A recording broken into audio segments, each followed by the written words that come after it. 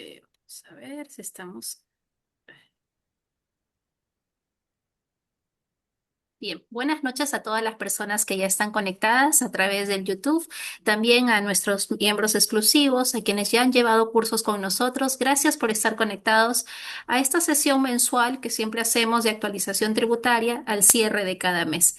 Este evento es libre, es gratuito, y les damos el acceso exclusivo a todas las personas que nos han dado el honor de participar en nuestros cursos tributarios que organizamos cada semana.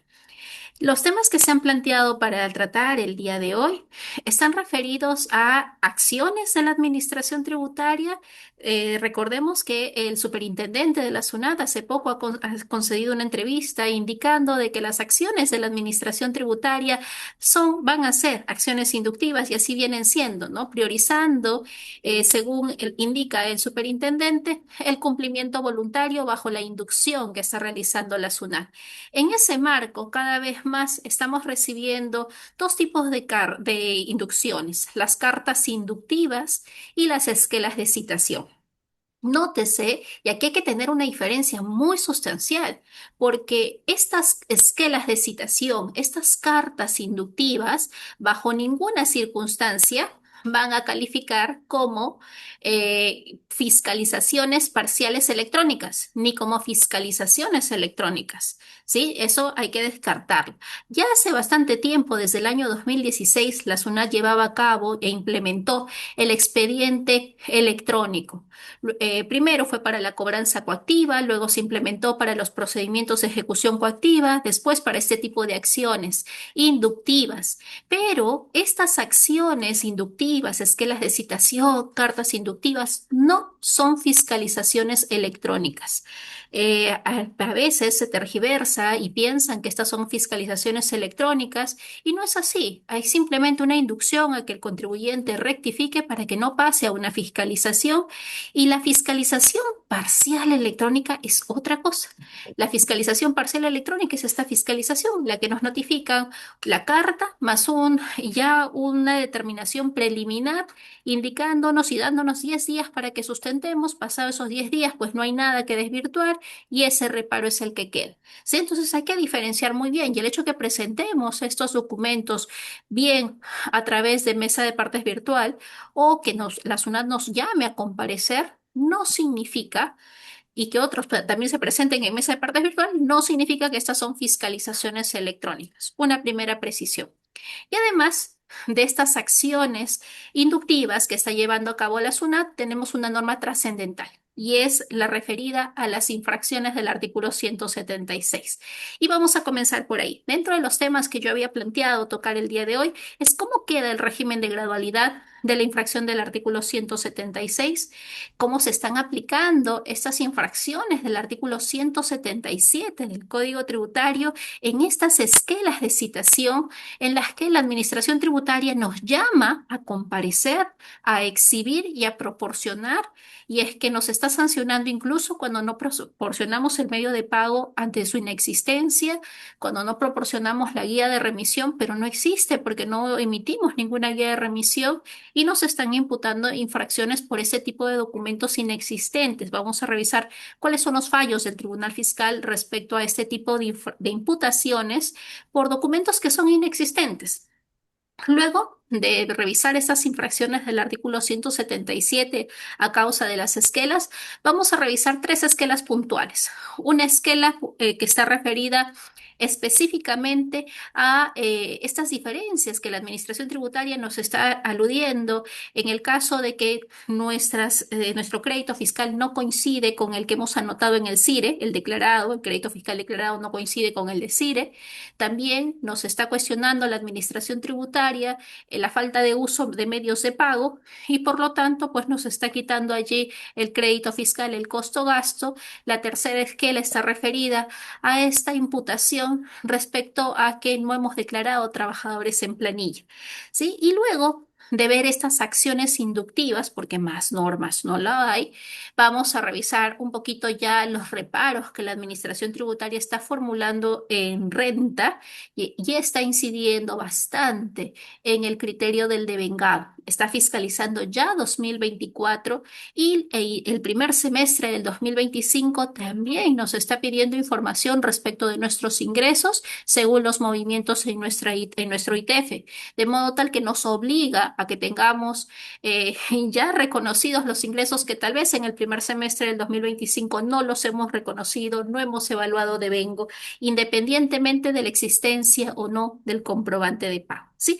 Entonces, esos son los temas de agenda en esta sesión de 2 horas gratuita de actualización tributaria al cierre de noviembre. Comenzamos por las infracciones del 176 numeral 1. Esta infracción que señala el Código Tributario que prevé cuando los contribuyentes no presentamos la declaración. Y en esta infracción incurrimos, por ejemplo, cuando declaramos en un régimen que no nos corresponde. La zona de este año también inició una campaña muy fuerte para recalificar y decir, contribuyente, tú no estás en el régimen especial, no cumples con los presupuestos para estar en el especial ni en el RUS, y esas declaraciones pues que has presentado en esos regímenes pues no son declaraciones válidas y tienes que presentar en el régimen que te corresponde. ¿Qué tipo de infracción es la que se incurre? Pues la infracción del artículo 176, numeral 1, ¿verdad? No presentar las declaraciones dentro de los plazos establecidos.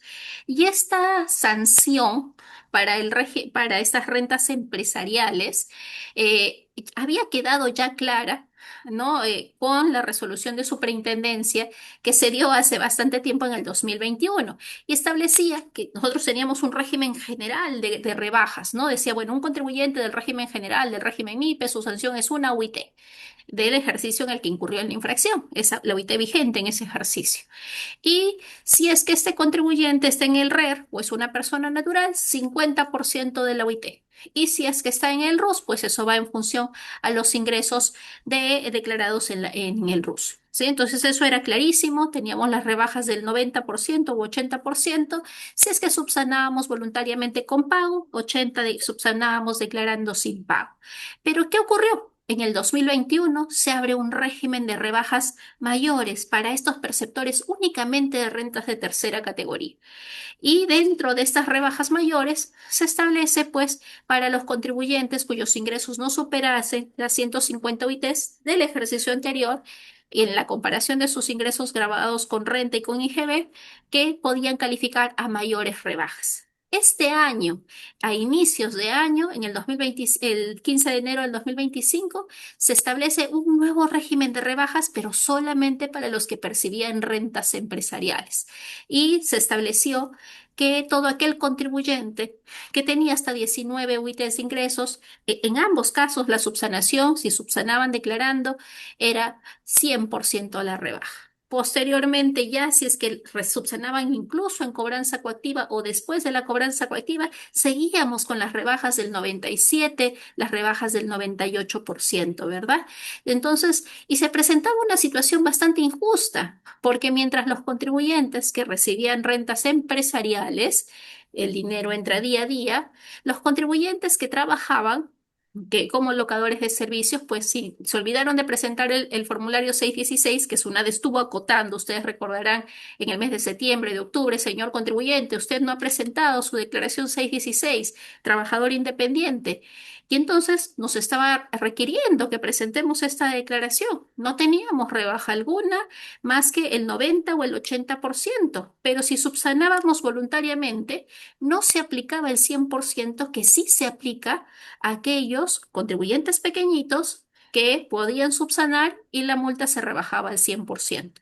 Entonces, se producían incluso para las personas naturales las cartas inductivas, las esquelas de omisos, las resoluciones de multa, que estas son todas las acciones que SUNAT adopta para cobrar esta multa del 176 numeral 1. Esto se aplica tanto para los que generan rentas de tercera como para los que perciben rentas de cuarta, rentas de primera categoría. Para los perceptores de rentas de segunda categoría, pues SUNAT en verdad no ha iniciado una acción inductiva para que ellos regularicen las declaraciones que no habrían presentado por percepción de intereses, por ejemplo, o cuando tienen cualquier ganancia de capital por regalías, no han iniciado ninguna acción inductiva. Pero para los que tienen rentas de cuarta, sí, que somos la fuerza trabajadora que sostiene nuestro país, ¿verdad? Entonces, ¿qué ocurría? De que entre las interpretaciones restrictivas o no, el Tribunal Fiscal nos dio un empujoncito, le dio un empujoncito a la SUNAT y dijo, por si acaso, esa rebaja que ya estableciste en el 2021 aplica a todas las declaraciones que esté obligado a presentar este contribuyente que tenga ingresos hasta 150 OITs. Este criterio de observancia obligatoria también se aplicaría para los perceptores de tercera categoría cuyos ingresos están hasta las 19 OITs.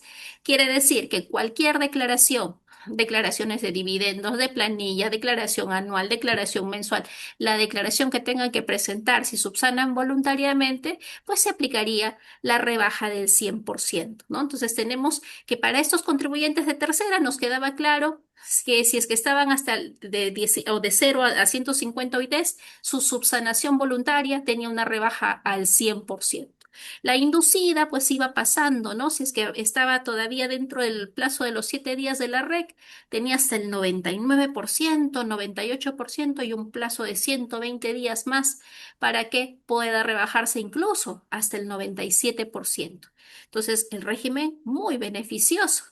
¿No? Solamente nos obligaba a que veamos cuáles son los ingresos netos, ¿no? Y de modo tal que nos permitía subsanar infracciones anteriores y ver hace 4 años atrás qué declaraciones no hemos presentado. Sí, y esto por resolución de observancia obligatoria, ya el Tribunal Fiscal había señalado que el plazo de la prescripción, de la facultad de prescripción para sancionar de la administración tributaria es de 4 años. Entonces, y estas normas dijeron, no importa si es que el monto de la multa es menor al 5% de la OIT, lo que yo quiero es que tú, incluso estando en cobranza coactiva, subsanes. Eso es lo que establecía la norma. Y para los contribuyentes grandotes con ingresos superiores a 150 OITs, sí les vamos a dejar su régimen de rebaja del 80 al 90. Este régimen del 80 al 90 queda para los contribuyentes perceptores de tercera categoría, los grandes con más de 150 OITs, que en verdad no son tan grandes, ¿verdad? Y también para los perceptores de renta de segunda categoría. Una persona natural que realiza préstamos, cobra intereses y no le presta pues a una persona jurídica que le debe retener las rentas de segunda categoría, sino que le presta a otra persona natural. ¿Tendrá la obligación de declarar? Sí. ¿A través de qué formulario? Del 1665. Una persona natural que realiza enajenación de inmuebles, tiene rentas de segunda categoría, no simplemente pagó el tributo, pero no presentó la declaración, ¿tendrá la multa? Sí, tiene la multa del 176 numeral 1. Si subsana voluntariamente presentando la declaración, solo se rebaja el 90%. Para ellos, para los perceptores de renta de segunda categoría y para las empresas o personas que tienen tercera categoría con más de 150 UITs de ingresos, se mantiene este régimen de rebajas del 90 y del 80% ante una subsanación voluntaria y la subsanación o la rebaja del 60 o del 50%, pero miren que aquí solamente es cuando hay una carta inductiva o una esquela de omiso que nos está diciendo has incurrido en la infracción, subsana dentro de ese plazo. Para ello, si subsanan después del plazo y tienen resolución de ejecución coactiva, perdieron todo régimen de rebaja. Tendrán que pagar la multa, que para las que tienen más de 150 UITs, pues la multa es la UIT entera. Y para los que están en rentas de segunda categoría, la multa será el 50% de la UIT, porque se someten a que si es que hay una carta de esquela de omisos o una esquela de omisos a la presentación de la declaración y no declararon en ese plazo, pierden toda rebaja. Entonces, lo mismo pasa para los perceptores de rentas de tercera categoría, si es que declaran vencidos todos los plazos o simplemente ya SUNAT les notifica la resolución de multa y ya se vencieron todos los plazos, más de los 120 días de vencido los 7 días después de la red, tendrán que pagar la multa entera. Sí, y esto ya no habrá gradualidad alguna. Entonces tenemos que ser muy cuidadosos de revisar qué declaraciones estábamos obligados a presentar, subsanarlo voluntariamente en el caso de perceptores de cuarta, los arrendadores también, revisar. Y siempre me ha pasado que había contribuyentes pues que en el año se pasaban 1, 2 días, 3 días y no habían presentado el formulario 1683. Y nosotros en recomendación le decíamos, bueno, en verdad la SUNAT no te multa, así que no pagues la multa, ¿no? No sé si es que hay una disposición interna, pero no te está sancionando. Y ellos subsanaban y declaraban. Pero ahora ya queda manifiesto en una ley, porque la norma específicamente decía, bueno, no presentaste dentro del plazo, para ti, perceptor de rentas de primera, no hay gradualidad del 100%, sino solamente del 90%. Entonces, en algunos casos, habían arrendadores, pues que su impuesto era 100 soles o era 80 soles y la multa era mucho mayor de lo que era el impuesto en sí mismo. Entonces, este régimen de gradualidad que se establece con la resolución de superintendencia 355/2025, ya equipara el escenario y dice, bueno, para las personas solo perceptoras de primera y de segunda categoría, si subsanan voluntariamente, 100% de rebaja. Si subsanan inducidamente, y lo hacen hasta incluso después de recibida la resolución de ejecución coactiva y vencido el plazo de los 7 días para que les embarguen, hasta ese vencimiento 99% de rebaja. Y si es que lo hace, si es que declaran y no pagan la multa, pues 98% de rebaja. Y en el caso de que ya pasaron los 7 días, tengo que ver si es que estoy todavía dentro de los 120 días de notificada o de vencido ese plazo de 7 días de notificada a la red, pues todavía tengo rebajas del 97 o del 96% con pago o sin pago. Es más, nos dice que si es que nosotros hemos presentado una solicitud de modificación de datos, por ejemplo, hay casos en los que los arrendadores han declarado con su carnet de extranjería y ya tenían RUC, no han declarado correctamente, pues igual, la rebaja es 100% de rebaja por cualquier omisión o dato erróneo en el RUC. Entonces, miren el beneficio que hay para las rentas de primera y cuarta categoría. Y no debemos de perder de vista que ya había un beneficio para personas naturales, pero solo para la declaración jurada anual. Y la resolución de superintendencia 10 del 2019 nos decía de que si es que nosotros nos hemos olvidado de presentar nuestra DJ anual como personas naturales que no recibimos renta de tercera, pues no nos iban a sancionar. Ese era el único beneficio que había para personas naturales sin negocio.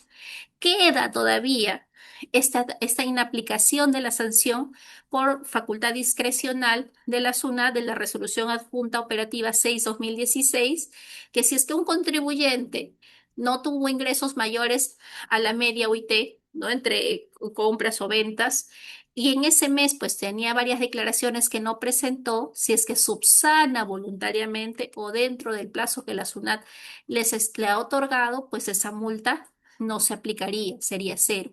Pero aquí todo cuenta y hay que verificar si es que efectivamente hemos regularizado. El problema es que si es que no hemos subsanado voluntariamente y esta resolución de Superintendencia Nacional Adjunta Operativa se condiciona a que haya una subsanación. Si es que no se produjo la subsanación, pues ya no habría la inaplicación de la sanción para los perceptores de tercera categoría. Vemos entonces que por declaraciones, la Administración Tributaria está priorizando que se regularicen las declaraciones, ¿sí? Ahora, este régimen de rebajas de las sanciones para los de tercera categoría no los exime de que si no presentaron oportunamente su declaración, el fondo de su cuenta de detracciones ingrese a cuenta de recaudación, porque si es que yo no presento oportunamente mis declaraciones, pues ya estoy inmersa en una causal para que mi dinero de la cuenta de tracción pase a cuenta de recaudación, aun cuando hay ese 100% de rebaja por subsanación voluntaria. Y para los sujetos perceptores de cuarta y de primera categoría, pues libremente pueden regularizar la declaración y los tributos que no declararon oportunamente, sí se le va a tener que sumar los intereses, ¿no? No realizó el pago a cuenta de cuarta categoría, pues intereses. No realizó el pago de primera categoría dentro del plazo, intereses. Pero acá, si subsano voluntariamente, 100% de rebaja sobre la multa. Incluso si es que aquí yo subsano antes de que yo reciba una resolución de multa, no hay intereses. Si ya hay resolución de multa, multa, habrá intereses, ¿no? Eso en aplicación de la modificación que se introdujo al artículo 181 del Código Tributario, indicando que las multas solo generan intereses desde el momento que me notifican la resolución de multa. Si es que no hay resolución de multa, en principio, no tengo intereses. Pago la multa tal cual es su cálculo. ¿Sí? Entonces, eso hay que tener en cuenta. Y finalmente, los sujetos del nuevo RUS, también a veces recibo varias consultas que me dice, doctora, yo tengo percepciones del RUS, percepciones que me han hecho por ventas internas y estoy en el RUS, pero no he presentado mi declaración. ¿Esto va a implicar de que no me devuelvan las percepciones? En verdad no, pero sí tienen que declarar. Ahora, hay un régimen de discrecionalidad que también está vigente, que está regulado con la resolución 12 del 2021. Esta señala que si un sujeto del RUS ha subsanado voluntariamente, pues no se le va a aplicar sanción alguna.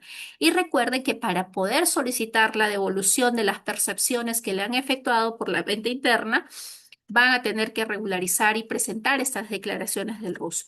¿Pueden acogerse a esta facultad discrecional? Sí. Entonces, ¿cuál es el objetivo de la administración tributaria? Que los contribuyentes regularicen, presenten sus declaraciones, ¿no? Y si es que hay una subsanación voluntaria para los contribuyentes pequeñitos, 100% de rebaja. Si es subsanación inducida, pues incluso puede llegar hasta el 97% de rebaja aún estando en cobranza coactiva. Y eso hay que valorarlo. Sí hay que valorarlo como una oportunidad de regularización, sobre todo porque SUNAT ha puesto el foco mucho a los perceptores de cuarta categoría, ¿no? Este año nos han estado notificando, por ejemplo, por no haber declarado, porque declaramos los recibos que están pues al contado, cuando en verdad no me los han pagado, o porque han habido rentas no declaradas, porque he declarado ciertas en la DJ anual del 2024 retenciones que, la empresa a la que yo le emití el recibo pues no declaró esa retención. Hemos tenido muchas cartas inductivas, esquelas de citación para personas naturales sin negocio. Entonces, la administración tributaria ya no se está centrando solamente en los generadores de renta empresarial, sino también en los locadores de servicio. Vamos también con los perceptores de rentas de primera categoría. Y aún los que están un poco intactos son los perceptores de renta de segunda categoría. Entendiéndose también que la mayor parte de los perceptores de renta de segunda categoría tienen la retención del 5%. ¿Por qué? Porque esos servicios o esas rentas de segunda categoría los pagan empresas, pero no siempre. No hay ingresos de segunda categoría que yo puedo haber recibido y que no me han retenido y que yo tengo que declarar. Entonces, no dejen de declarar porque para ellos sí no hay rebaja del 100% ante una subsanación voluntaria, sino solo del 90%. Si yo cobro de interés, pues 200 soles, voy a pagar el 5% de esos 200 soles y mi multa va a ser más alta que ese 5% de los 200 soles que cobré de interés. ¿Sí? Entonces, cuidemos este tema a los perceptores de segunda categoría todavía, porque son los únicos que se quedan, bueno, y las empresas grandes con más de 150 UITs, con una multa que solamente se puede rebajar al 90% si la subsanación es voluntaria. Vamos al segundo punto que habíamos planteado hoy, y ese segundo punto está referido a diferenciar dos infracciones que se han vuelto el pan de cada día de la SUNAT y una forma de recaudar bastante sigilosa, rápida, inmediata. Y es que la SUNAT ha estado notificando pues numerosas esquelas de citación. Y ya de un tiempo a esta parte, casi todo este año, desde el año pasado, ha estado solicitando la comparecencia, la exhibición y que se proporcionen documentos.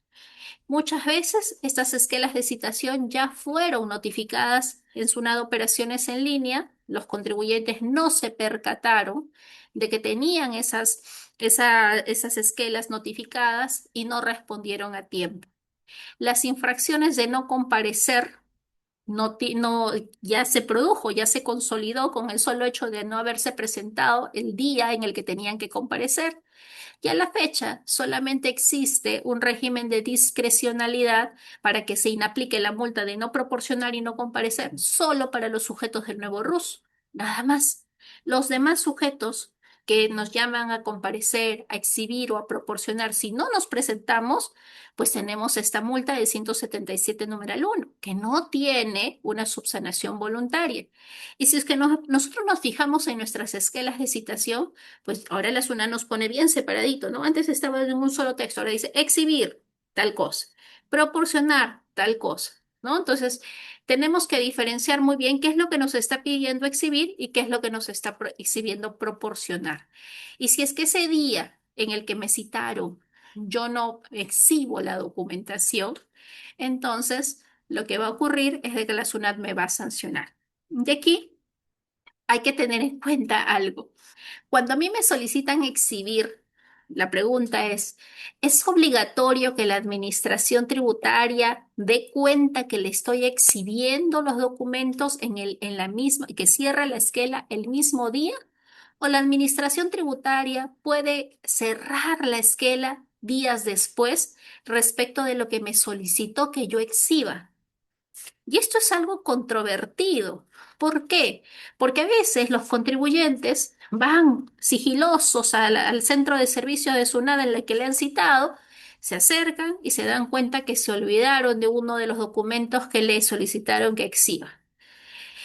Y o no toman nota de la relación de los documentos que están exhibiendo. Y nos ha sucedido de que el contribuyente alega de que cuando se acercó exhibió 5 documentos, pero la esquela el cierre de la esquela de citación que llega muchos días después, una semana después, que no es inmediata, detalla más o ciertos documentos que sí se exhibieron, pero según la administración tributaria no se exhibieron, ¿no?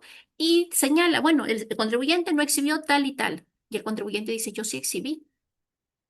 ¿Y qué es lo que debería ocurrir? Y en verdad, en el caso de las acciones inductivas, las esquelas de citación, si bien es cierto, hay resolución de superintendencia que señala que la esquela de citación es una acción inductiva de la administración, que el contribuyente puede pedir prórroga, no regula cuándo es que la administración tributaria debe cerrar esa esquela y no regula, como ocurre sí en el procedimiento de fiscalización, que cuando se le solicita al contribuyente que exhiba, el auditor cierra en la fecha en la que exhibe ese documento. La evaluación ya es otra cosa, pero sí cierra su acta en la que está señalando qué documentos son los que recibe.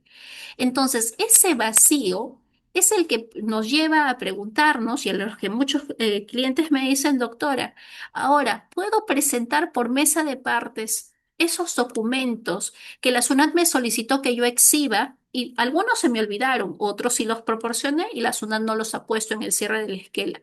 ¿Puedo hacerlo por mesa de partes? Y aquí, lamentablemente, ante ese vacío, si es que el verbo era exhibir, pues lo lógico era que ese mismo día la SUNAT diga, tú no has exhibido esto. Entonces, como queda un espacio, un tramo, un espacio en el que la SUNAT todavía no cierra la esquela, los contribuyentes ingresan documentos en mesa de partes virtual. Y al respecto, la SUNAT ha señalado pues, que aquí el acto o la infracción se incurre cuando no exhibió en la fecha en la que no exhibió. Pero la esquela se cerró después. Claro que tiene que detallar qué documentos no se exhibieron, pero la esquela debió cerrarse allí porque estaba pidiendo exhibición.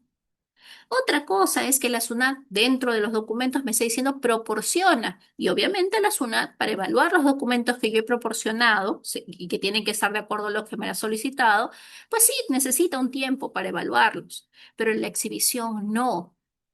Entonces, y se suscitan pues todos estos problemas. En la jurisprudencia hay una jurisprudencia en toda la paja que indica de que efectivamente la esquela debió cerrarse en el día en el que la administración tributaria solicitó que se exhiba.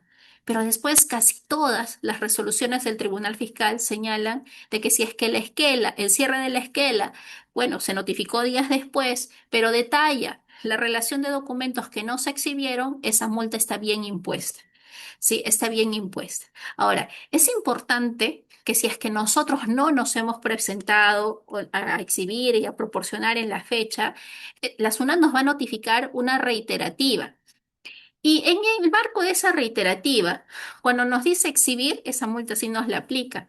Y dentro de su facultad discrecional, la que dice proporcionar, si la hemos proporcionado antes de la reiterativa, no nos la está aplicando. En algunos casos hemos tenido auditores que sí lo aplican y en otras que no.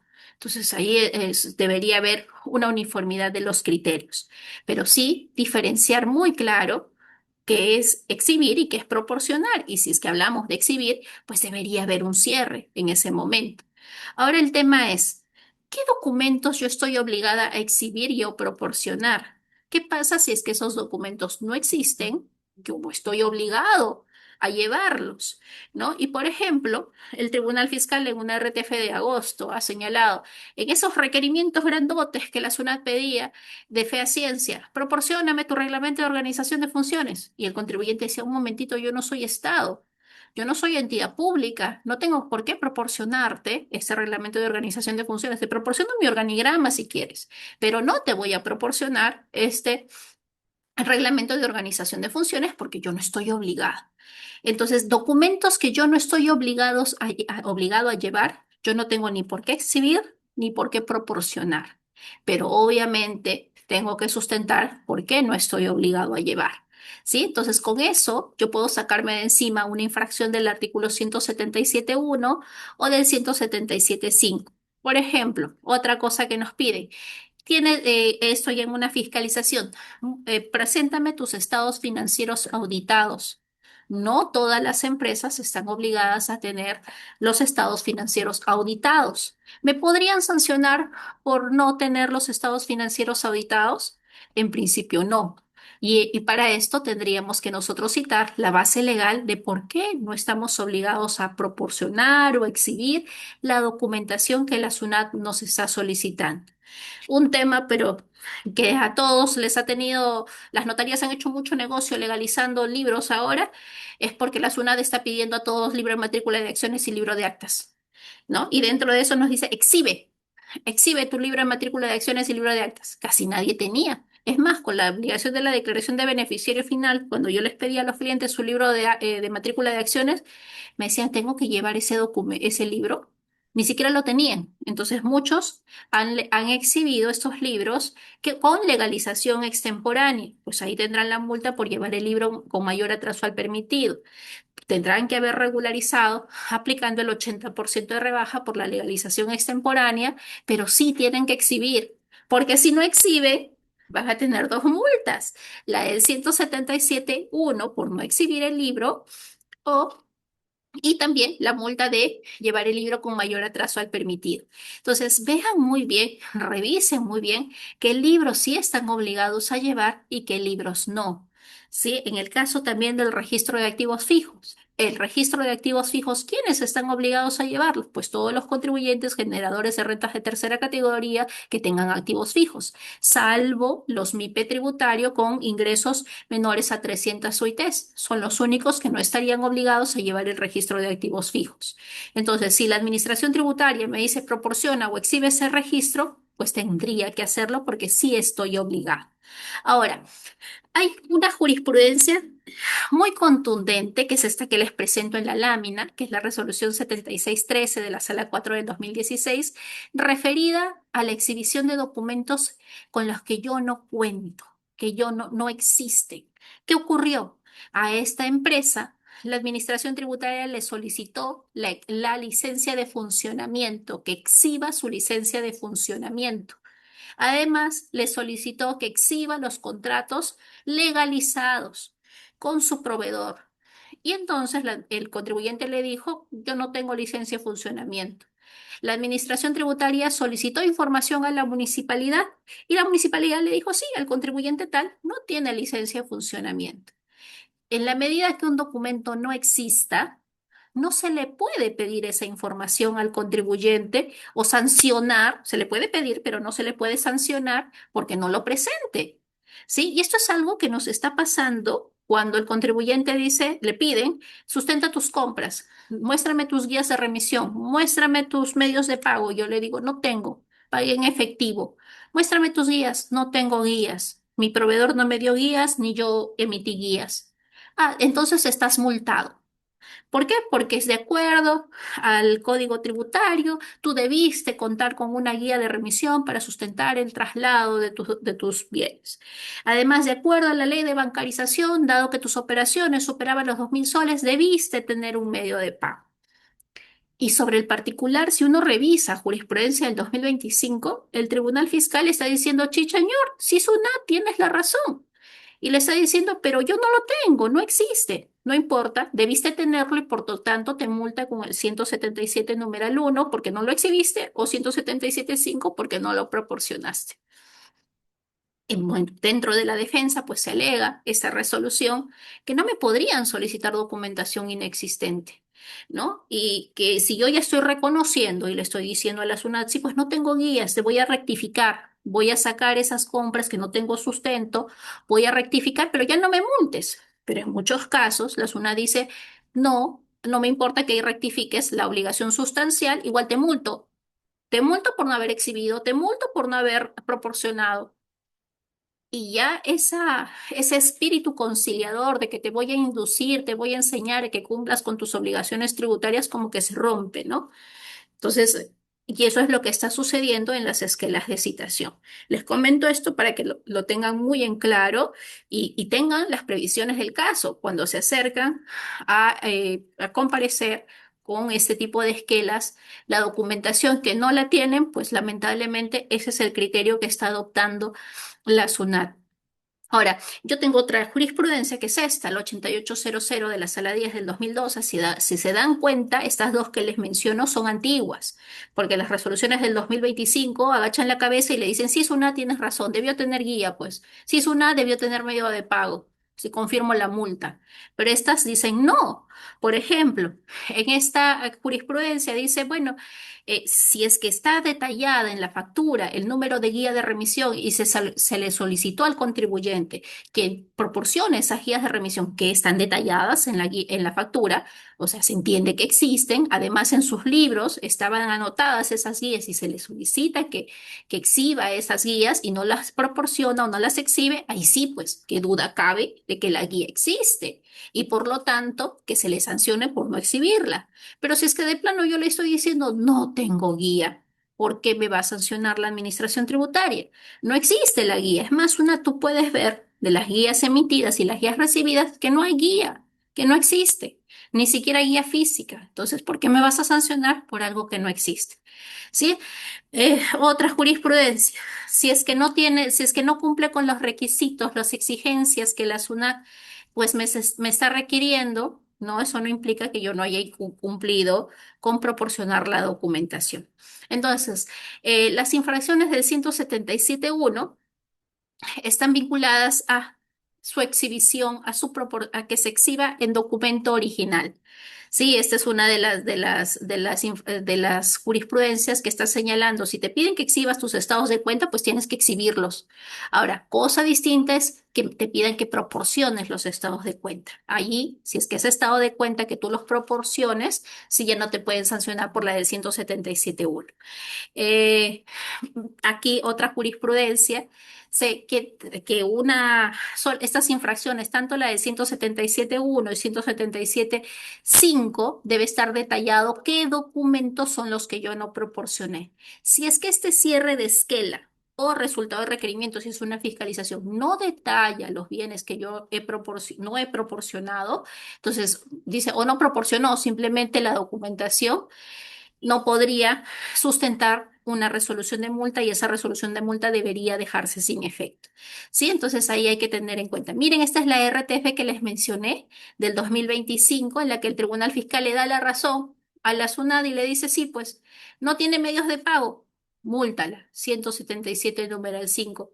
Pero pagué en efectivo, sí, pues ¿qué te voy a proporcionar de los medios de pago si no los tengo? No importa, estabas obligado a tenerla. Por lo tanto, te multo y confirmo la multa, dice el Tribunal Fiscal. Está bien, cóbrale, ¿no? Entonces, ahí hay que tener mucho cuidado con lo que se proporciona, ¿no? Y si es que se proporciona estados de cuenta, Los estados de cuenta, dice el Tribunal Fiscal, que estos se proporcionan y no se exhiben si es que el verbo que le habían puesto la esquela de citación decía proporcionar. Otra jurisprudencia muy clarita de por qué no puedo ingresar por mesa de partes la documentación que me piden que exhiban es esta, la del 2024, que indica que aquello que me piden que exhiba, pues yo tengo que proporcionarlo in situ, bien porque me llaman a que yo vaya a SUNAT o bien porque el auditor viene a mi domicilio y me pide que yo exhiba. Pero eso no es ingresarlo por mesa de partes virtual. Y si es que me dicen que yo ingrese por mesa de partes virtual, pues la multa será por no proporcionar y por no se le podría aplicar por no exhibir, ¿no? Entonces, ahí hay que tener claro eso. Otra esquela de citación que habíamos previsto ver hoy es esta esquela de citación por anotación en libros, en el registro de compras que no coincide con las declaraciones, ¿no? Son comprobantes de pago que nosotros tenemos en la propuesta del CIRE, nos dice tales, pero en mi DJ yo tengo más IGB. Y esto puede provenir de dos situaciones muy claras. Uno, que yo, hasta que todavía no entre en vigencia el decreto legislativo 1669, tengo un plazo de 12 meses para anotar. ¿No? Yo puedo anotar dentro de 12 meses mi comprobante de pago y usar, y eso es la famosa anotación tardía de los comprobantes de pago para hacer el uso del crédito fiscal. Entonces, estas diferencias que la Administración Tributaria está acotando por el periodo 2023 se sustentan en muchos casos porque he anotado de forma tardía. En otros, porque estoy llevando mi registro de compras todavía de formato físico y no lo estoy llevando de forma electrónica. Y el gran problema, y a veces me da mucha tristeza, que sigo recibiendo, estamos ya cerrando el 2025 y me dicen, doctora, me llegó una esquela de citación y recién he legalizado mi libro.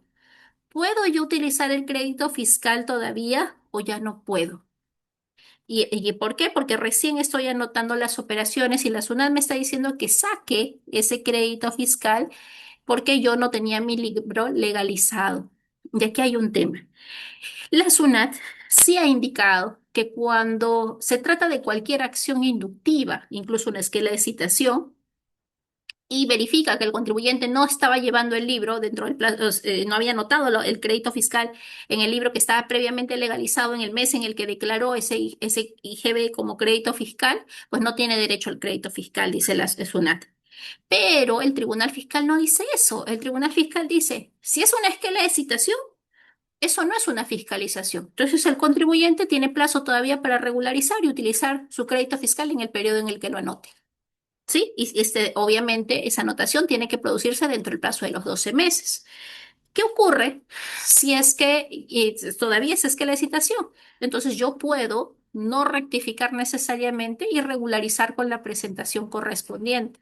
Pero ojo, yo voy a poder regularizar y utilizar ese crédito fiscal a partir del periodo en el que lo anote.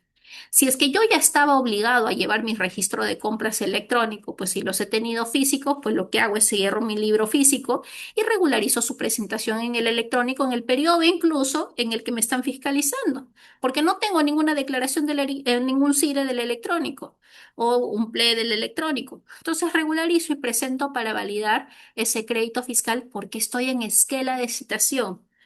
Tengamos en cuenta que lo que yo les estoy mencionando no es acorde a al criterio de los informes de la SUNAT, pero sí es acorde a lo que dice el Tribunal Fiscal dentro de su jurisprudencia. ¿Sí? Sí, todos sabemos que la anotación es el requisito que se requiere para ejercer ese crédito fiscal. ¿No? Y si es que estamos llevando el registro físico, cuando estaba obligado a llevar el libro electrónico, pues puedo utilizarlo, pero siempre que ese libro ya había estado legalizado antes. El problema es si lo legalizo ahora. Entonces, en vez de legalizarlo ahora, si estoy en una esquela de citación, me conviene presentar todos mis libros electrónicos porque no voy a tener multas, si es que yo ya era un sujeto obligado y estoy en esquela de citación y declaro ese crédito fiscal. ¿No? De los periodos que no había declarado. Y con eso valido mi crédito fiscal. Pero obviamente tengo que restringir y tengo que ver también si es que solamente es una esquela, porque si esto ya pasó a fiscalización, ahí sí, ni vuelta que dar, no voy a tener que quitar ese crédito fiscal. Y si es que estoy dentro del límite de los 12 meses, pues todavía utilizarlo en los meses siguientes. Y si es que ya pasó, pues regularizar y pagarle al costo gasto, pero del ejercicio en el que se emitió ese comprobante de pago. ¿Sí? Entonces, ahí hay que tener en cuenta eso.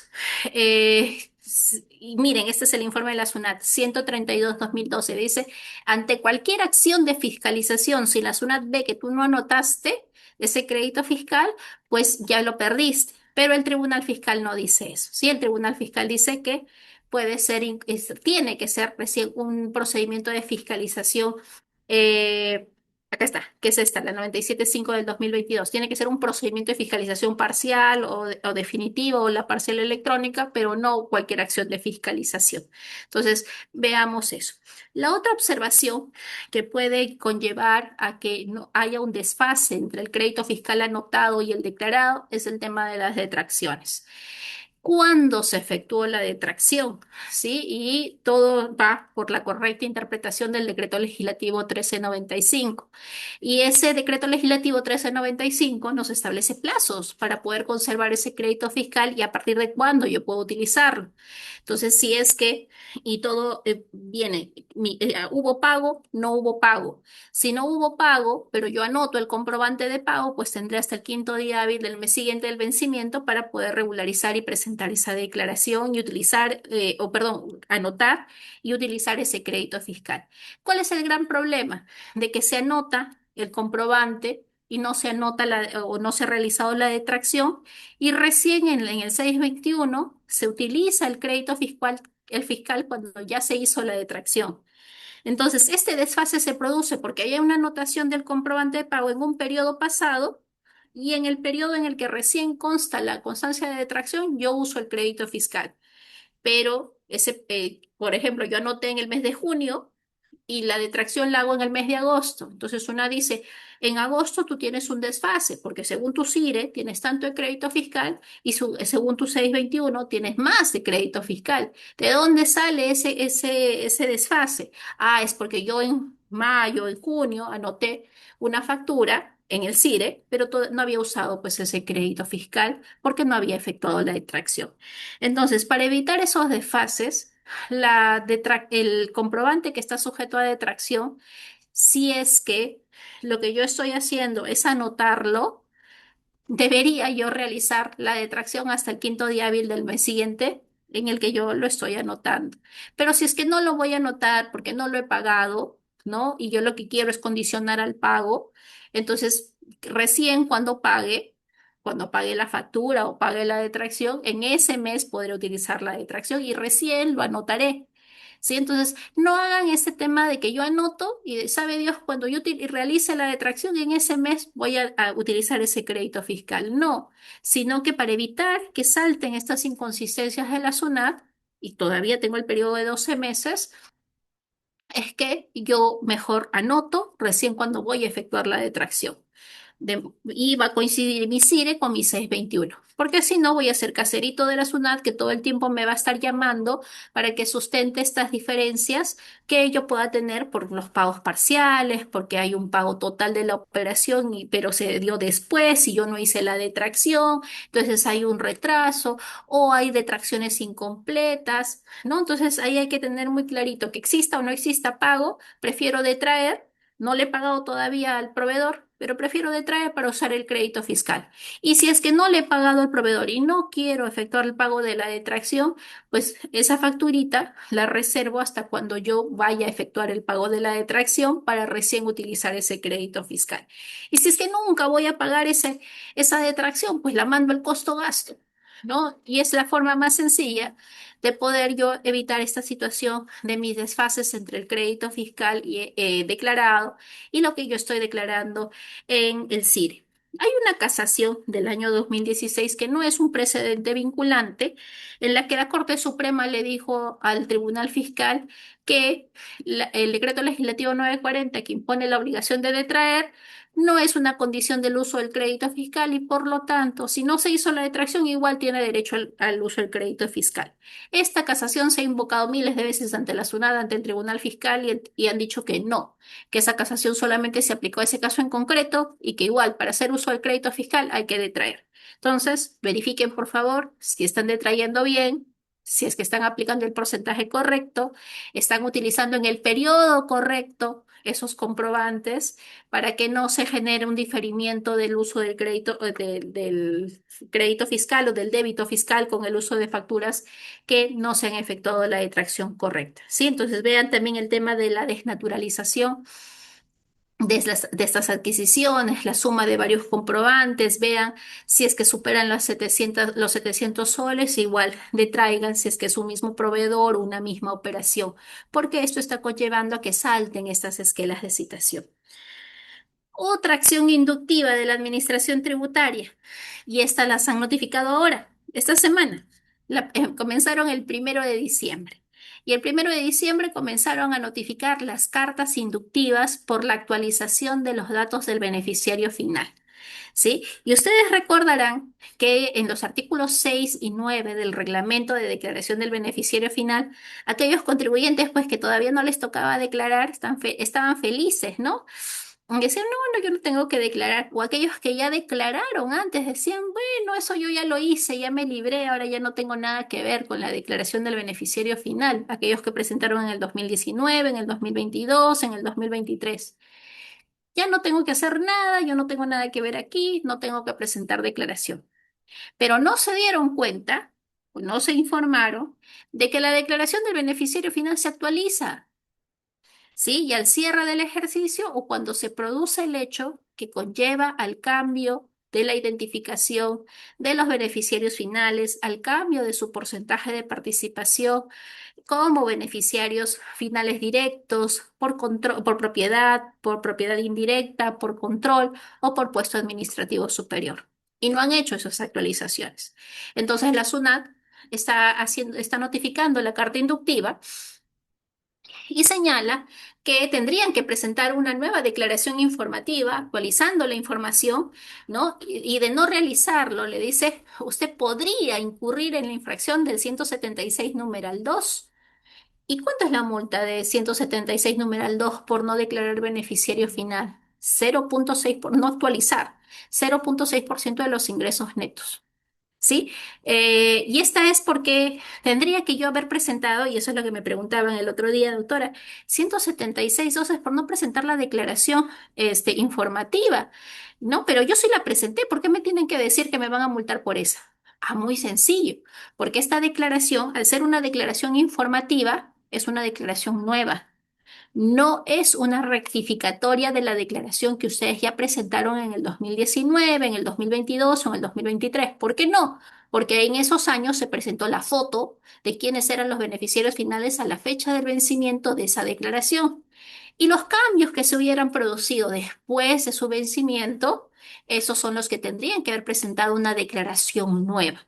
Por eso se incurre en la infracción del 176 numeral 2. Y miren que esa es una inductiva. ¿No? Y le dice que subsanen. Entonces la pregunta es, me preguntaban, ¿tengo que subsanar hoy día mismo antes de que surta efectos esta carta inductiva y me sancione? Y el verbo que nos dice esta carta es bastante controvertido. Me dice, podría. No me está diciendo usted ya incurrió, ¿no? Y por lo tanto, y esa es una subsanación inducida y le doy el plazo de tantos días para que usted subsane. No me está diciendo eso esta carta inductiva, es muy elegante, muy, muy suavecita, ¿no? Entonces, la pregunta es, ¿esto ya es una subsanación inducida o es una subsanación voluntaria? A leer del texto, se entiende que todavía es una subsanación voluntaria. Entonces, como que se nota la mano del nuevo superintendente, ¿no? Que lo que está buscando es, en algunos casos, que no se apliquen sanciones y en otras, pues tenemos los auditores verdes que quieren sancionarnos por todo. Pero aquí nos está diciendo que sería una subsanación voluntaria. Entonces, todos aquellos que ya declararon en el 19, en el 2000, en mayo del 2022, en el 2023, y los entes jurídicos que hayan declarado también en el 2024, si es que su declaración hubiera tenido alguna modificación, van a tener que regularizar ¿sí? Y no necesariamente es que han debido presentar pues con el periodo de octubre de 2025 o con el periodo de diciembre de 2025, no, sino que el periodo de la regularización, de la actualización, va a ser el periodo en el que se produjo el hecho, en el que cambiaron a los beneficiarios finales o el periodo en el que ese beneficiario final tuvo un aumento del capital, una reducción del capital, por lo tanto su participación era menor o vendió sus acciones. En ese momento es que se tendría, o en ese periodo, habría que llenarse nuevamente el formatito de declaración de beneficiario final, firmarlo, legalizarlo y presentar nuevamente el formulario 3800. ¿Por qué? Porque existe, además de de la obligación de identificar, de informar y hacer la debida diligencia, de declarar, la obligación de actualizar la declaración del beneficiario final. Entonces, ¿cuándo yo debo declarar nuevamente el beneficiario final con una declaración de actualización en el periodo en el que se produjo ese hecho? Cuando hay un divorcio de los beneficiarios finales, por ejemplo, cuando tuvo un estado casado y ahora es viudo o se divorció o tuvieron una unión de hecho y ahí hay cambios de las personas relacionadas al beneficiario final, cuando hay un cambio en el porcentaje del accionariado, porque se aumentaron las acciones, porque hubo capitalización de utilidades, capitalización de creencias, o porque vendió sus acciones, o porque hubo una reducción del capital también, cuando hubo un cambio de directorio, y esto pasa con las asociaciones sin fines de lucro, que cada 2, 3 años van cambiando su consejo directivo, hay que declararlos nuevamente, ¿no? Y en el caso de que haya revocado poderes a estos sujetos que habíamos declarado como beneficiarios finales por control y ya no son beneficiarios finales por control, también tendríamos que actualizar, ¿no? Para que no se nos aplique esa multa temerosa y horrorosa de 0,6% de los ingresos netos, ¿no? Entonces, al cierre del ejercicio, verifiquen por favor ahora en diciembre si es que aquellos que ya declararon, es más, puede ser que alguna empresa que declaró en octubre, en noviembre los accionistas vendieron sus acciones o el gerente general renunció, ¿no? O este que tenía la facultad de disposición de cierre, sacacabezas y todo, ya no está, que él fue el beneficiario final por control directo. Ya no está, entonces presenté en octubre, pero ahora en noviembre cambió, pues tendré que volver a presentar mi declaración del beneficiario final. ¿Y cómo sacas esta información de que tengo que actualizar? Pues muy sencillo, las notarías están interconectadas con la SUNAT, la SUNAR también hay actos como los aumentos de capital, reducción de capital, que se inscriben en registros públicos. Las transferencias de acciones no se inscriben en registros públicos, pero se materializan a través de estas escrituras públicas y también deberíamos nosotros haber comunicado la transferencia de acciones con el formulario 1605 y haber actualizado nuestra ficha RUC. Entonces, toda esa data, el cruce de toda esa información genera para Sunad un rompecabezas que dice, ah, este sujeto no actualizó su declaración del beneficiario final. Ojo, hay que notificarlo, ¿no? Y esa cartita es una cartita bastante amistosa. ¿No? ¿Cuál es el plazo que yo tengo para actualizar? En principio me dice 30 días hábiles posteriores a la fecha de la presentación de la DJ de la persona natural que me dice que ahora han cambiado sus datos. Pregunta, ¿y esta norma no se adecua a la realidad? ¿Qué persona natural que es beneficiario final va a decir, ojo, por si acaso, mis datos cambiaron?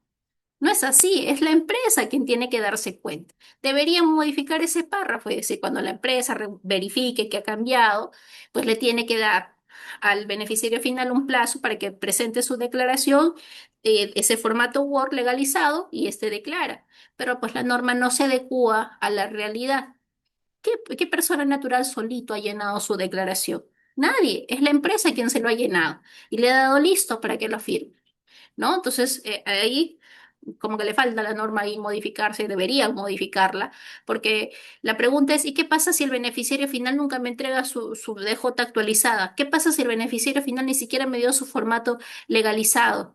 Yo voy a incurrir en infracción y esa es la pregunta que todas las empresas me hacen. En todos los cursos que he dictado de beneficiario final me dicen lo mismo, pero el beneficiario final está de viaje o no quiere legalizar su firma, no quiere firmar. ¿Qué hago? Bueno, usted tiene que dejar constancia que siguió la debida diligencia, que le comunicó, que le informó que él era beneficiario final y usted se exime de la infracción. ¿no? Entonces, de esa forma, yo acredito como empresa que yo sí hice o tuve la debida diligencia. Eso es lo que nosotros deberíamos acreditar. Pero de que esta norma respecto a que el plazo para actualizar corre desde que los beneficiarios presentan su DJ, pues está fuera de la realidad de la operatividad de toda empresa. ¿Sí? Entonces tengan en cuenta que esta actualización es una declaración nueva, no es una rectificatoria. Por favor, no la presenten como rectificatoria. No vayan a poner el número de orden de la primera declaración, no. Pongan el número, el periodo de la fecha en la que tienen el formato de beneficiario final legalizadito o cuando se produjo la transferencia de acciones o la reducción del capital o la venta de las acciones y llenen una nueva declaración. Sí, eso es lo importante que ustedes deben tener en cuenta porque hay una diferencia sustancial entre la DJ rectificatoria, que son los datos que ya se habían producido a su vencimiento, eso es una rectificatoria, que yo me equivoqué y los declaré mal, y la declaración nueva o una declaración de actualización es con los datos que se han producido después del vencimiento. Tercera carta que yo les había comentado que íbamos a analizar estas acciones inductivas que están referidas a que las empresas pues tienen trabajadores con recibos por honorarios prestados y que trabajaron exclusivamente en su empresa percibiendo remuneración mensual permanente con quienes mantienen una relación laboral de dependencia.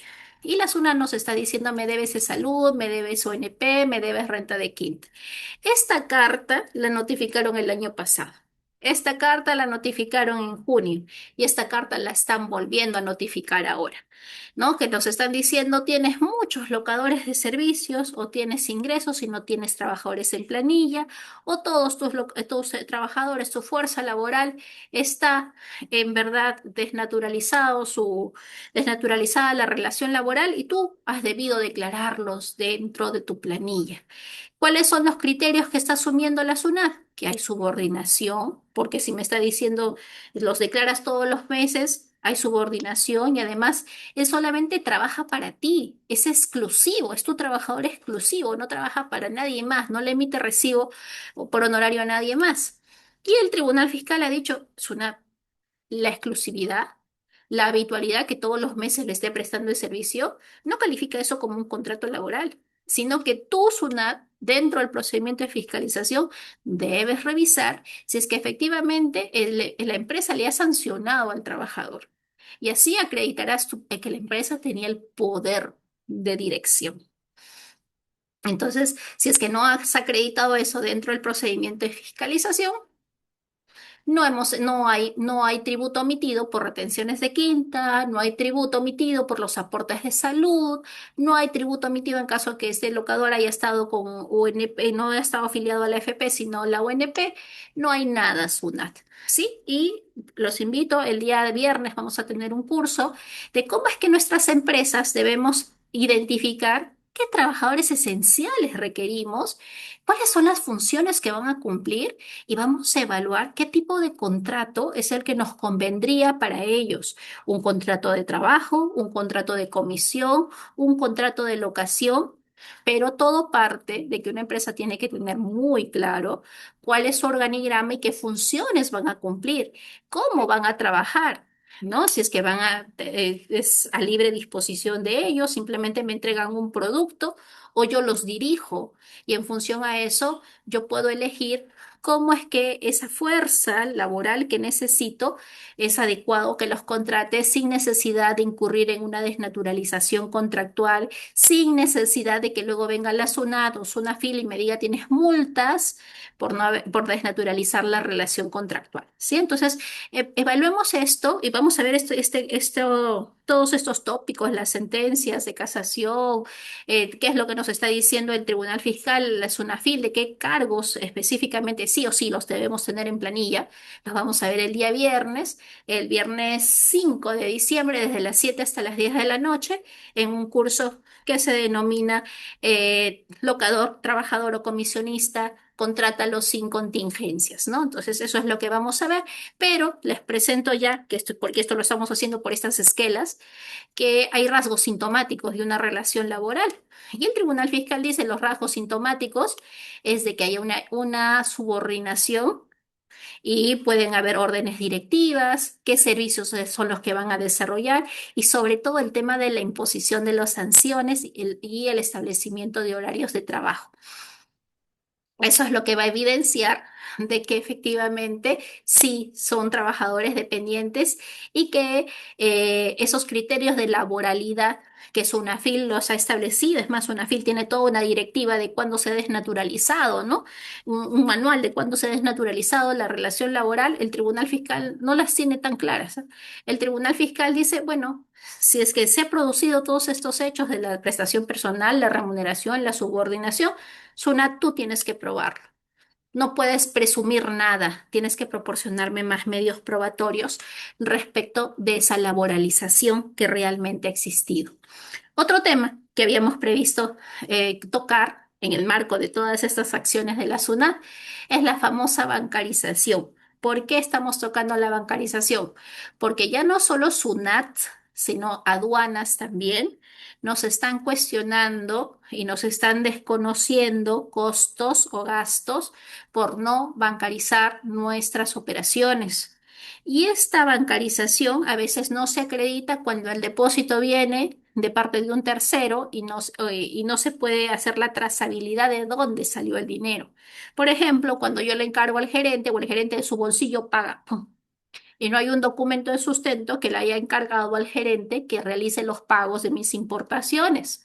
O no hay un documento de sustento que autorice a ese tercero que pague él directamente desde sus cuentas para acreditar la bancarización.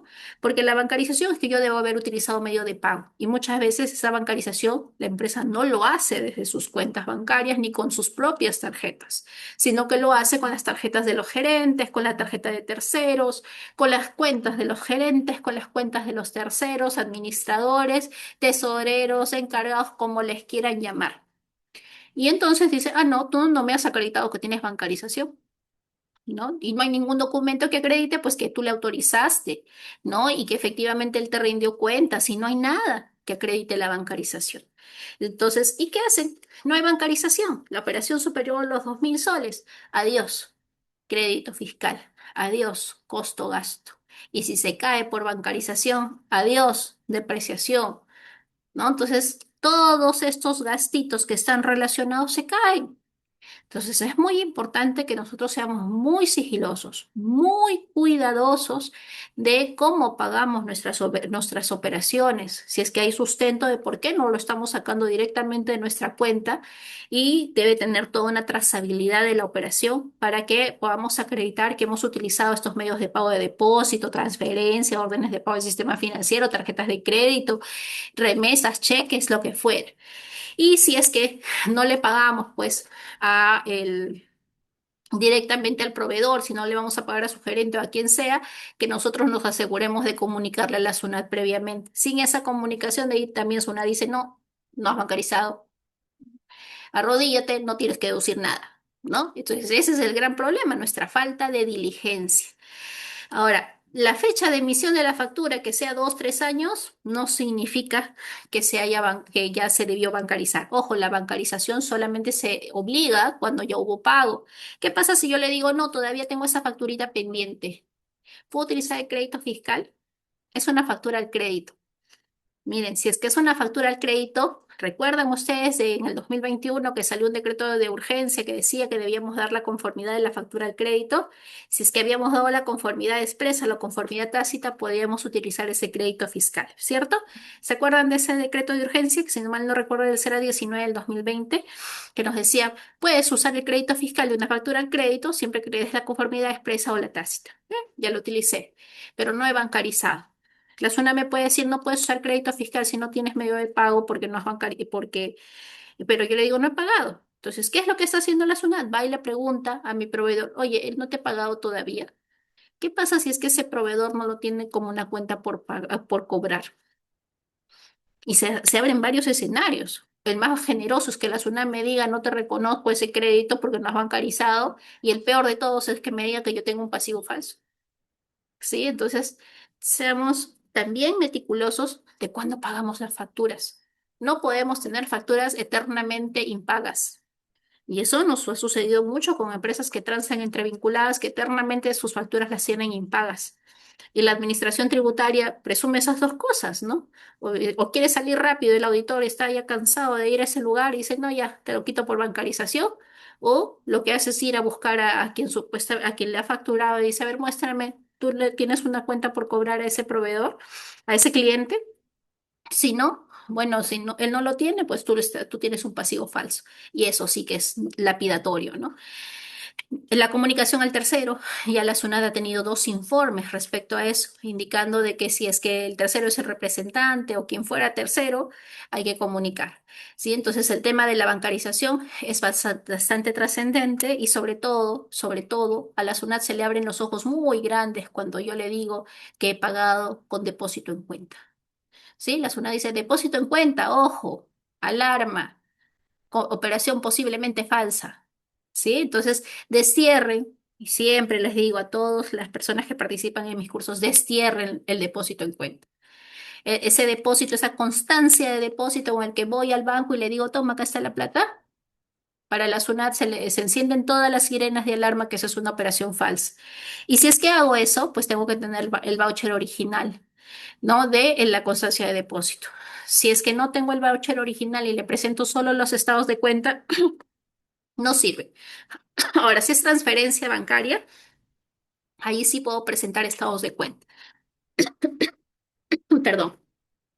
Esta RTF 8585 de la Sala 9 del 2025 indica que si es transferencia bancaria, puedo presentar, si no tengo pues la captura, porque me gusta eliminar mis correos, no quiero tener muchos correos en la bandeja y si veo que es Banco Sunat, con mayor razón los elimino,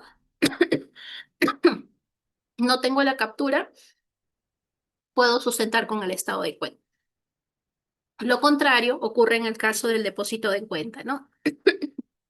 En cuyo caso, sí necesariamente dice el Tribunal Fiscal que se requiere el voucher o la constancia de depósito. Y para ir terminando, porque ya se me irritó un poco la garganta, llevo varios días dictando, vamos con un reparo que la SUNAT está acotando con bastante frecuencia en las fiscalizaciones. Esto ya no va por esquela, va por fiscalizaciones. Y en fiscalizaciones, algo que está verificando es el tema del devengo. El devengo sobre todo para empresas prestadoras de servicio.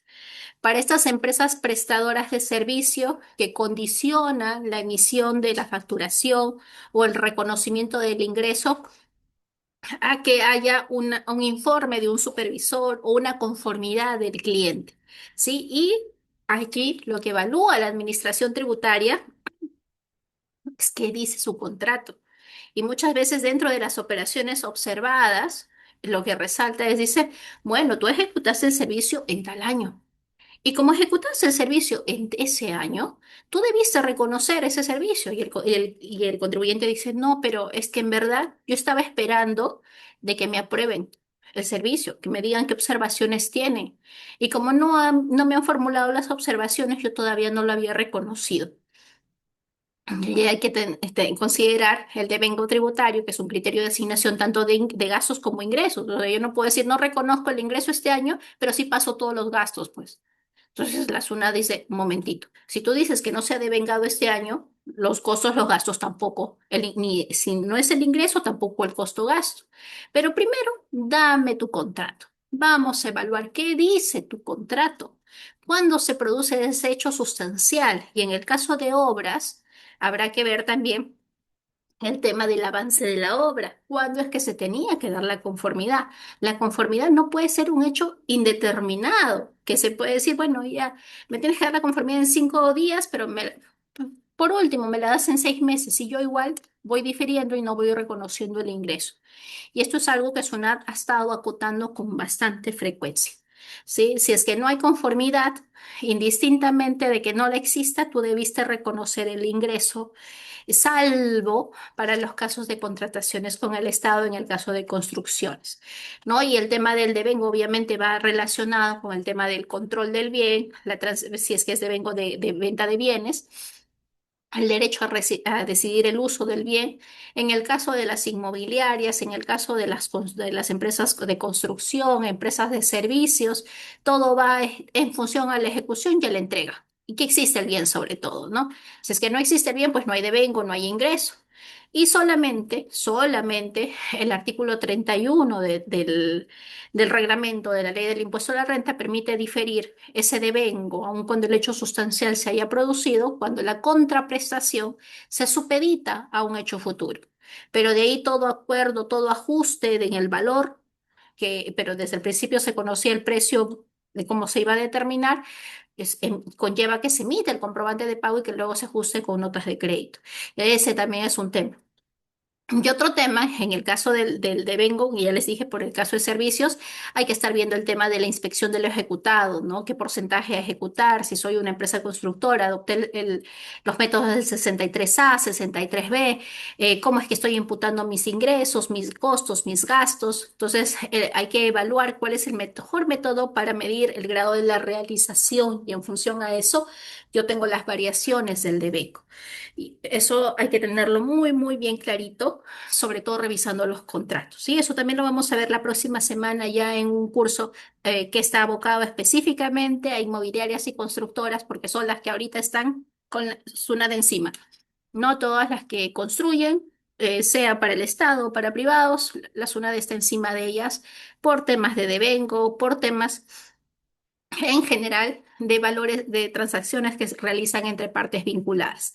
Y en el caso de tanto de los ingresos como gastos, sí tengan en cuenta, eh, sobre todo, que el ingreso se reconoce, tenga o yo no tenga comprobante de haya emitido o no haya emitido el comprobante de pago. Sí, el comprobante de pago puedo no haberlo emitido. Y lo mismo va para el gasto. El gasto lo reconozco, exista o no existe el comprobante de pago. Para IGB es otra historia, porque IGB pues recién puedo usar el crédito fiscal cuando uso el comprobante de pago. Pero en renta, el devengo es cuando se produjo el hecho sustancial, cuando se ejecutó el servicio. Yo no facturé. Ah, pero indistintamente que usted no facturó ese servicio, ya se devengó. ¿Sí? Salvo la excepción del 57 en el penúltimo párrafo, que indica que cuando no se obtenga ningún beneficio fiscal y hubo una provisión contable y el pago se hace total antes del cierre, pues nos permite diferir ese ingreso, ¿sí? Pero sobre todo que el devengo se condiciona a los hechos sustanciales y hay un informe 4 del 2017 que nos dice que la contabilización del gasto solamente se requiere para ciertos gastos, dentro de ellos la depreciación. Pero los demás gastos yo puedo deducirlos directamente vía DJ, indistintamente que yo no tenga el comprobante de pago. Este informe es muy importante, ¿eh? El 4 de 2017. Yo no tengo comprobante de pago, igual paso el gasto. Y lo que tengo que evaluar según mi contrato, y ahí el tema es, ¿cuántos de nosotros usamos contrato? ¿Cómo podemos acreditar cuándo se devengo el gasto? ¿No? Las grandes empresas y por prestaciones continuas sí usan contrato, pero las pequeñitas, muy poquitas. Ni siquiera tienen una orden de servicio. Entonces ahí hay que verificar. Hay otro informe de la SUNAL 110-2011 que también dice, bueno, se devenga el ingreso, no me interesa si se emitió el comprobante. Mira, este del 2000, el 4 del 2017 se devenga el gasto aunque no exista comprobante. El 110 del 2011 dice, y devenga el ingreso aun cuando no exista comprobante de pago. Entonces, en el devengo y en los contratos de prestación continua, sobre todo, hay que tener cierres de acuerdo al contrato. ¿Cuándo es que se va a hacer el cierre para el reconocimiento en el pago a cuenta? Entonces, lo que yo no reconozco, no he reconocido en el ejercicio, de hecho, va a tener un hecho sustancial que se produce para el pago a cuenta y que también genera un tributo omitido o un pago a cuenta omitido. ¿Sí? Y ya este tema, sí, también se los había planteado en los temas que buscaba tratar con ustedes. Y es que con eso sí, ahora sí cierro, es que la SUNAT cada vez está haciendo de forma más frecuente las notificaciones de las resoluciones de determinación a los responsables solidarios de las deudas tributarias, sobre todo consorcios. Los consorcios son los nuevos bautizados. Todo consorcio tiene una cobranza coactiva, tiene una resolución de determinación cualquiera de los consorciados por las deudas del consorcio, o los integrantes tienen la cobranza coactiva con un embargo en forma de retención por la deuda de un consorcio o el consorcio en sí mismo por las deudas de cualquiera de sus integrantes. Así que consorcio, por donde sea el consorcio o sus integrantes, están fritos. Sobre todo si es que alguno de los integrantes ha sido un deudor tributario, es un deudor tributario. Otro supuesto en el que la SUNAT está acotando responsabilidad solidaria, representantes legales por operaciones no reales. ¿Sí? Representantes legales que hayan autorizado en un determinado ejercicio fiscalizado la anotación de operaciones no reales, también se califican como responsables solidarios.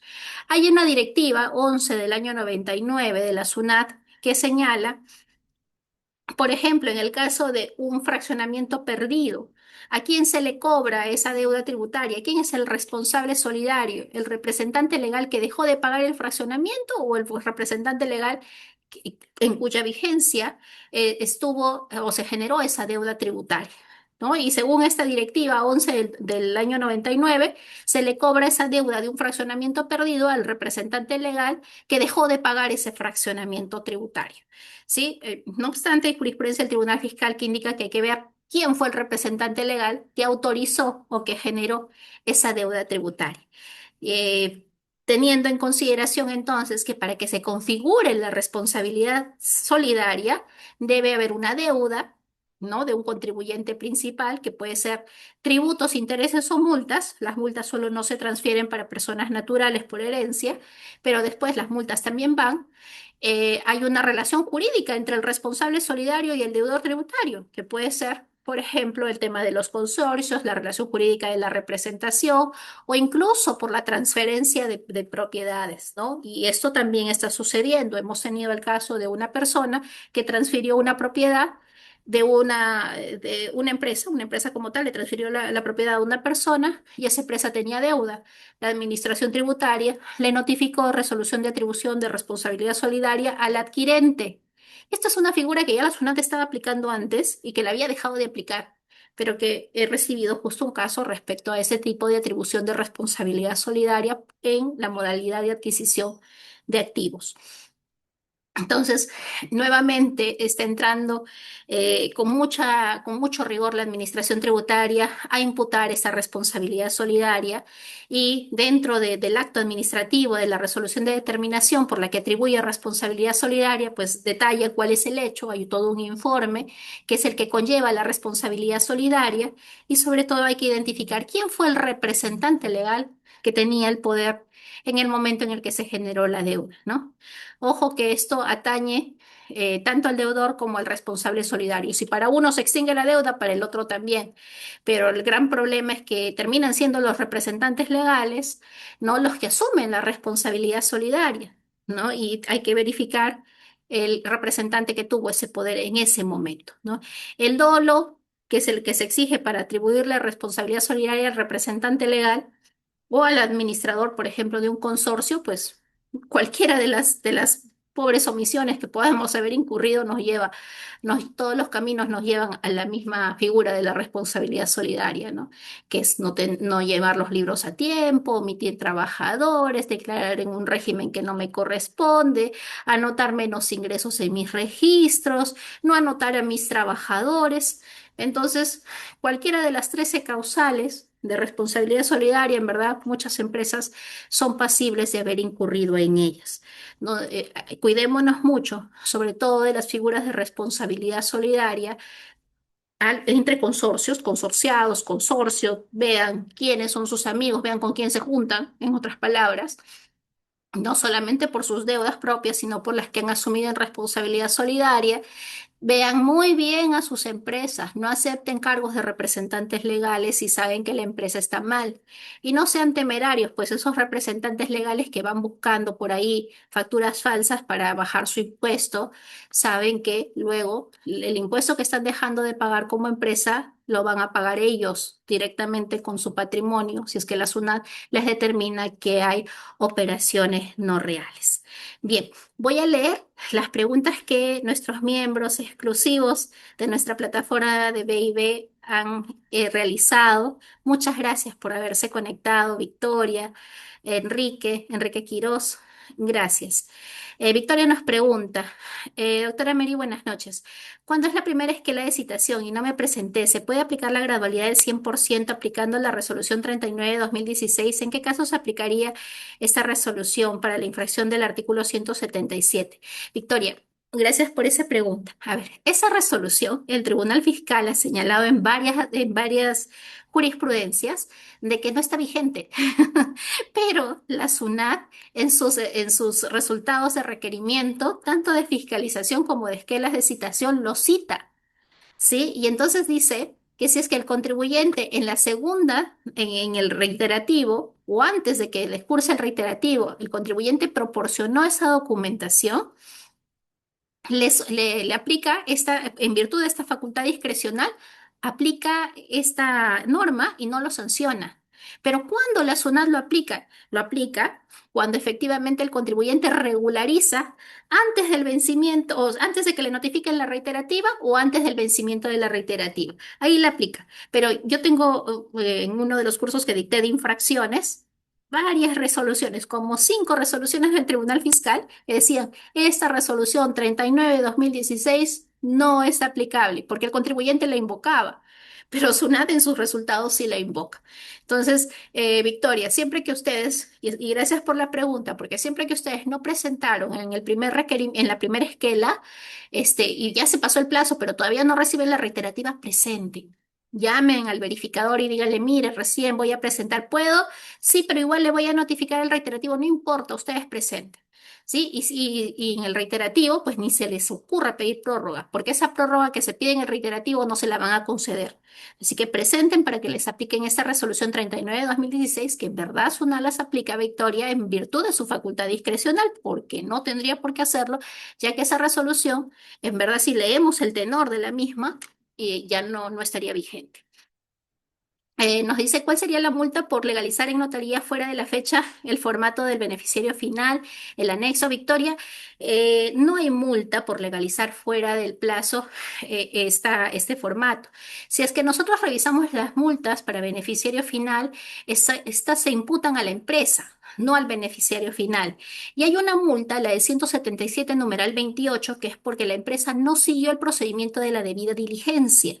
¿Sí? Cuando no sigue el procedimiento de la debida diligencia, entonces esta empresa se le sanciona por no haber acreditado que le requirió la documentación al beneficiario final. Entonces es a la empresa, pero no es al beneficiario final. ¿Sí? Entonces no la van a sancionar al beneficiario, pero la empresa tiene que contar con documentación de que efectivamente le dio un plazo, que lo identificó y que le dijo que tenía que presentar ese formato. Si él no lo hizo, es su problema, pero la empresa se salva y se exime de que le apliquen esta multa de 177 numeral 28 que no tiene rebajas, que no hay gradualidad.